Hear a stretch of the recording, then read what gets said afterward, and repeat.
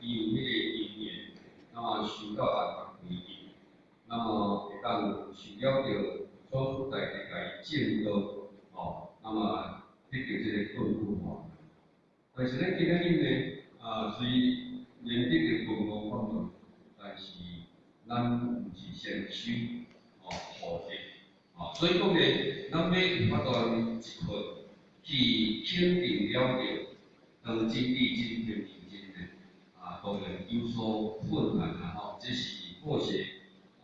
个人家己的感觉。那当然嘛有真侪真贵者呢，伊得到道了后，伫迄个当下呢，伊就有法度来肯定着即个道的可贵殊胜。是得到道了后，不管精进了着家己，无放纵了着家己，所以讲呢，自然而然伊得到即个道了后呢，真紧的就会当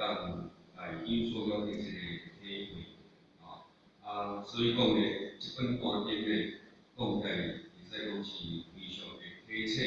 尤其是咱伫修行学道，那么处在万道正法的当下呢。那么大家拢嘛感觉讲家己会较好，其实讲起来呢，咱讲劝人做善，行善做好，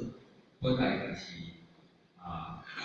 真好的代志，那么伫真好的代志来讲起来，好，咱也搁爱进入了个福慧相修，因为咱虽然有福那么修福不修慧，福中嘛真多啦。因为安怎讲，咱拢不断咧行善，不断咧行善。迄天呢，迄个黄马祖